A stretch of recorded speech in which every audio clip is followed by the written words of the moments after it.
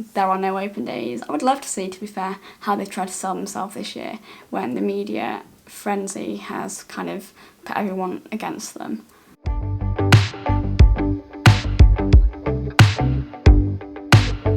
Hello and welcome to today's video.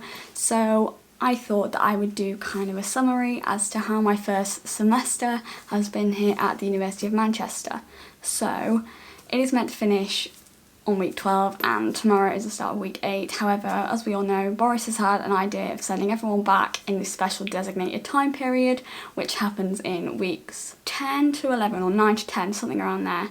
So I won't be having all 12 weeks here. I will be having the last 2 at home to do my work there. Obviously, UCAS are being handed in, and I thought it's really important for me to talk about, especially now I'm being in it, how I found my experience at the University of Manchester, especially during what has been a pandemic that one could say they have not handled very well. I'm going to reveal what it's like being in the mayhem that is Manchester University. Most of you have probably heard about Manchester University, so if you don't know what's been going on, they decided to randomly put up fences around the whole of the fallowfield accommodation without telling anybody, and it did look like you were being fenced in, and there was no communication with any students. And the university kept saying, yes, we've been in contact, we've emailed you, and they hadn't.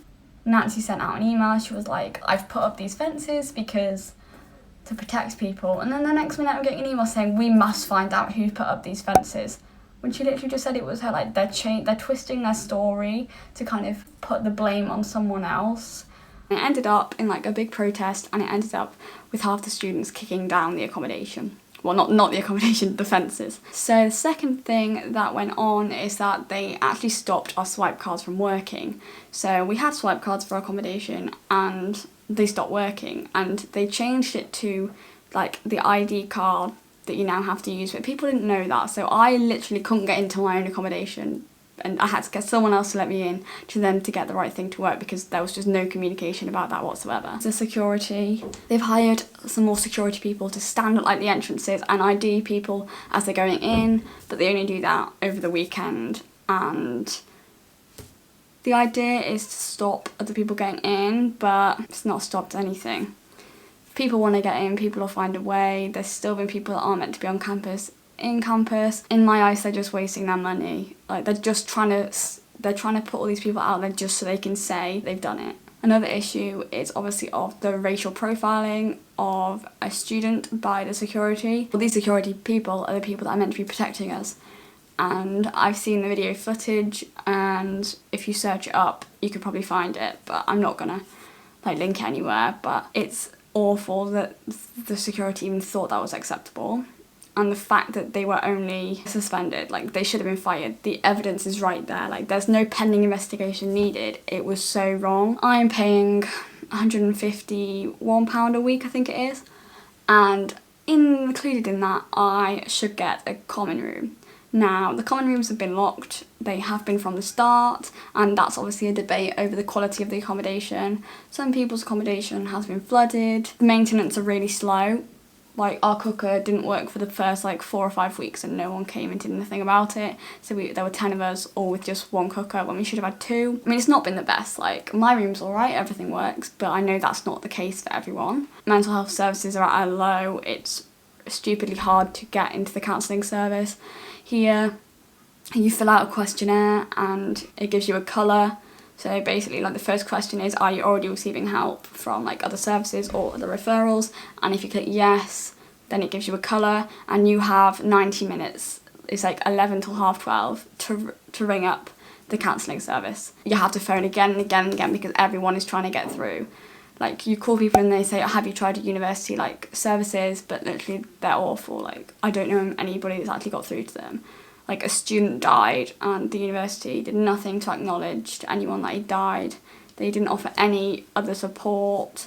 The support is really poor for what is meant to be a top university. It has got its good sides. I do enjoy it here. I've not actually been into the university yet. Hold us into our rooms to kind of tell us, yes, move in, we will get you, you will be there in person. I was meant to have my tutorials in person, but that never happened. We're paying £9,250 for things that we could get online. There's a timetable, but they're not live, so you can go to them whenever you want. It means I could do it my own way, and I spaced it out. The lectures are really good. A lot of other people's are live. I don't know if I prefer it. I mean, the content, like, I'm finding it okay to keep up with now. I really struggled at the beginning, but I'm finding it all right. I think my course mates are nice. Like, obviously we've only really met through Zoom, but the psychology department are really trying, and they kind of appreciate that they kind of understand it from our point of view.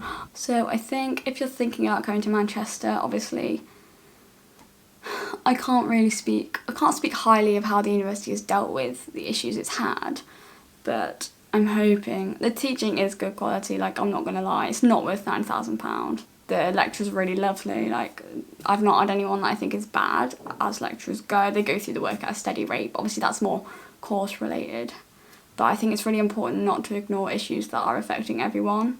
One thing I've learned is that we have such a big impact that it's really wrong for me not to use, like, my platform to obviously talk about my experiences as a student here, because obviously it's people's lives that are being affected. There's people who are in sixth form that are going to be looking to come to Manchester, and I have no idea how they're going to sell themselves or what they're going to say, but I mean, it's not the same. Like, one thing is, like, the social aspect of living with 10 other people, and obviously the ability to go out isn't a thing anymore because of lockdown, but, like, it's a really nice city. There's always so much to do. I can't fault my course, and I can't really comment on the actual university because I've not actually been there. If I had any advice for people who want to come to Manchester, I'm not going to tell you no, because I'm not in a position to do that, but I'm not in a position currently where I would 100% recommend it, because we've been through things that no university students or nobody should ever go through, and it should never be acceptable that these things have happened.